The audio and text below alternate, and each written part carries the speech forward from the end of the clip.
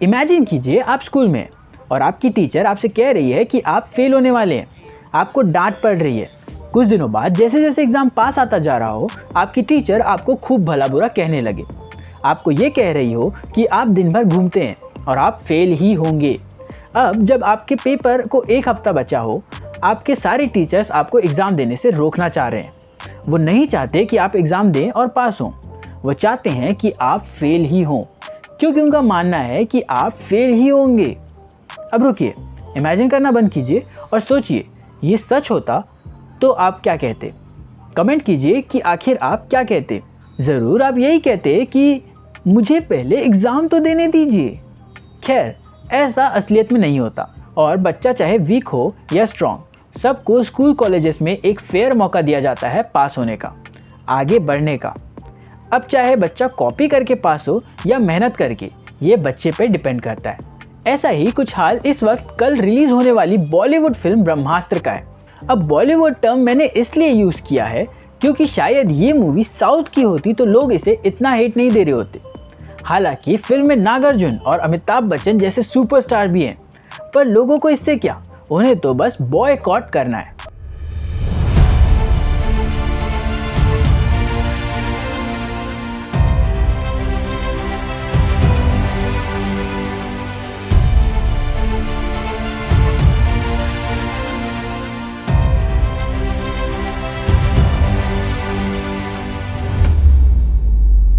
Boycott किसी ज़माने में काफ़ी भारी शब्द हुआ करता था। एक वक्त था जब हमारे फ्रीडम फाइटर्स ने ब्रिटिश गुड्स को बॉयकॉट करने के लिए इस वर्ड का यूज़ किया था। इस एक वर्ड के दम पर हमारे फ्रीडम फाइटर्स ने पूरी ब्रिटिश गवर्नमेंट की नींव हिला दी थी। आपने ये वर्ड कब सुना था? मैं उम्मीद करता हूँ आपने भी बॉयकॉट वर्ड क्लास 9 या 10 की हिस्ट्री बुक में सुना होगा, जब आपको इंडिया के फ्रीडम स्ट्रगल्स के बारे में पढ़ाया जा रहा होगा। उसके बाद शायद ही आपने पूरी ज़िंदगी में इस वर्ड को ज़्यादा सुना होगा, क्योंकि उस टाइम के लोग इतना ज़्यादा सोशल मीडिया से अवेयर नहीं थे। लेकिन आज के टाइम पे सबके हाथ में स्मार्टफोन है और स्मार्टफोन में सोशल मीडिया है और ज़िंदगी में काफ़ी सारा टाइम भी है।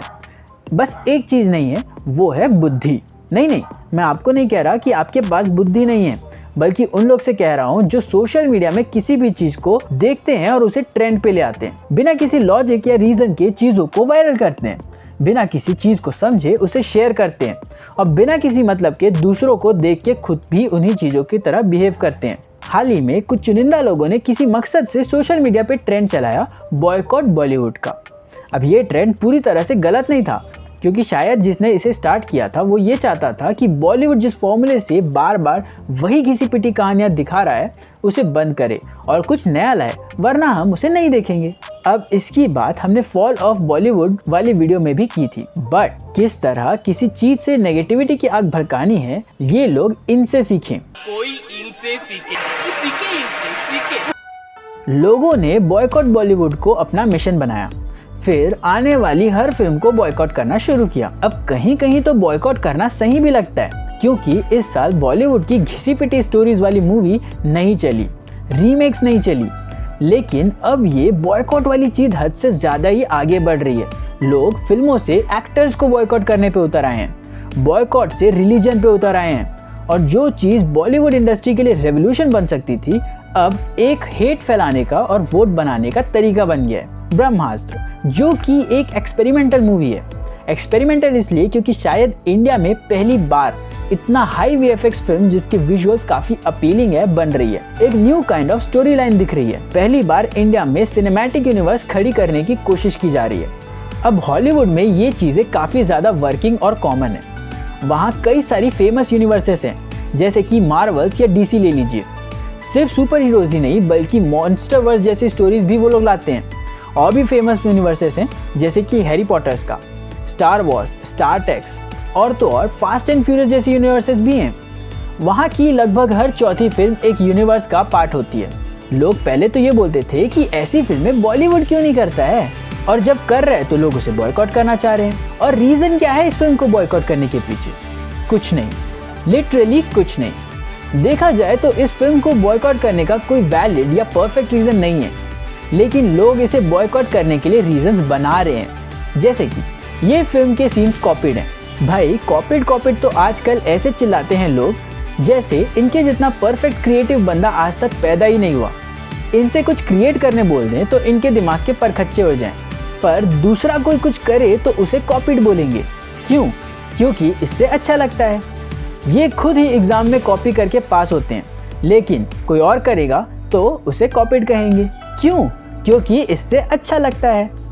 खुद दूसरों को देख के खुद का सब्जेक्ट, करियर, यहाँ तक कि लाइफस्टाइल भी डिसाइड करते हैं, पर कोई और करे तो उसे कॉपीड बोलेंगे।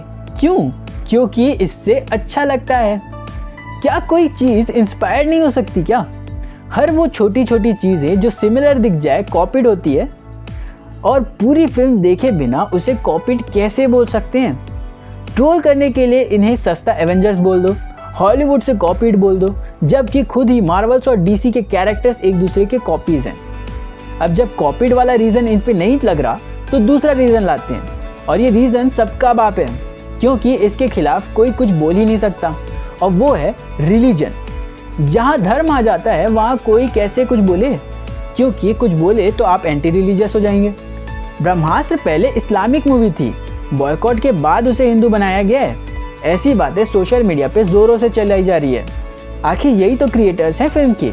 इनसे ज़्यादा किन्हें मालूम होगा कि 8 साल तक एक इस्लामिक मूवी बनाई गई और रिलीज के तुरंत पहले ये देख के कि ओ लोग इस्लामिक मूवीज को बॉयकॉट कर रहे हैं, जल्दी से मूवी को हिंदू कर लेते हैं। बस क्या, 8 साल की मूवी 3-4 महीने में फिर से बन गई with same high VFX and etcetera things. अब इतनी सारी चीज़ें सुनने के बाद आपके दिमाग में क्या आ रहा है? यही ना कि जिसे फिल्म देखनी है वो देखे और जिसे नहीं देखनी है वो ना देखे। फालतू में बॉयकॉट क्यों चिल्ला रहे हैं? अब यही बात जब आलिया भट्ट ने अपने इंटरव्यू में बोल दिया तो लोगों ने ट्रेंड चला दिया कि बॉयकॉट आलिया भट्ट। वैसे ये पहली एक्ट्रेस नहीं है जिसे बॉयकॉट करने की बात हो रही है। इससे पहले भी बहुत सारे एक्टर और एक्ट्रेसेस को बॉयकॉट किया जा चुका है। अब देश में आप अपने पॉइंट ऑफ व्यू को रखें, या तो फ्रीडम ऑफ स्पीच के तहत कुछ बोलें तो आपको बॉयकॉट किया जाएगा, या तो आपको एंटी रिलीजियस भी बोल सकते हैं। हो सकता है कुछ लोग इस वीडियो को देखते हुए ये कहने वाले हैं कि ज्ञान दे रहा है, ये है कौन, ये बस कंटेंट बनाने के लिए बना दिया, लाइक्स और व्यू चाहिए इसको। मुझे नहीं समझ आता कि कैसे आखिर वो देश जो अपने यूनिटी के लिए जाना जाता है, अपने कलरफुलनेस, अपने डाइवर्सिटीज़ के लिए जाना जाता है, अपने प्यार के लिए जाना जाता है, आखिर कैसे वहाँ हेट का ये वायरस इतने जल्दी फैल रहा है? क्या ये कहना गलत होगा कि देश में इनटॉलरेंस बढ़ा रहा है? लोग कैसे अपने फ़ायदे के लिए रिलीजन का यूज़ करने लगे हैं। एक टाइम था जब फॉरेनर्स ने रिलीजन का यूज़ किया था हमें तोड़ने के लिए, और एक आज का टाइम है जब आपस में लोग खुद ही रिलीजन को लेकर लड़ रहे हैं। इन जैसे लोगों के पास बुद्धि नहीं है।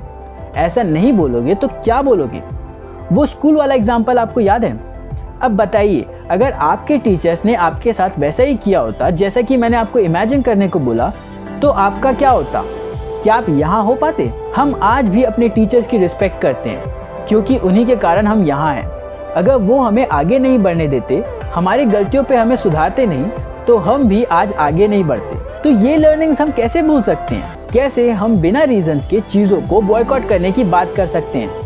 क्यों ना पहले पूरी फिल्म देखें और फिर बताएं कि ये फिल्म अच्छी थी या बुरी। अगर इस फिल्म की कुछ बातें जो हमें अच्छी ना लगे उसे हम सही तरीके से क्रिएटर्स तक पहुंचाएं, ताकि वो उसे सुधार के हमें और अच्छा कंटेंट दे सकें। ऐसे ही तो शायद हम डेवलपिंग से डेवलप्ड कंट्री बनेंगे। तो हम क्या कर सकते हैं? चलिए हेट्रेड को कम करते हैं और लोगों तक लव पहुंचाते हैं। खुद की लाइफ से जो कीमती टाइम हम सोशल मीडिया पे स्पेंड करते हैं उसमें पॉजिटिव चीज़ को देखें। सिर्फ पॉजिटिव चीज़ों को प्रमोट करें, उन चीज़ों को सपोर्ट करें, उन कंटेंट्स को सपोर्ट करें जो आपके डेवलपमेंट के लिए हो। क्योंकि इस हेट्रेड जैसे वायरस से लड़ना ज़रूरी है। तो क्यों ना आप भी सोशल नाइट बने और गलत चीज़ों को सोशल मीडिया पे रोकें, क्योंकि इस बढ़ते हुए नेगेटिविटी को रोकना ज़रूरी है। क्योंकि आप जितना पॉजिटिव कंटेंट कंज्यूम करेंगे उतना ही पॉजिटिव रहेंगे, उतनी ही पॉजिटिव चीज़ें आपकी लाइफ में भी होगी। और ये बात आप तक पहुंचाने से मुझे फ़र्क पड़ता है।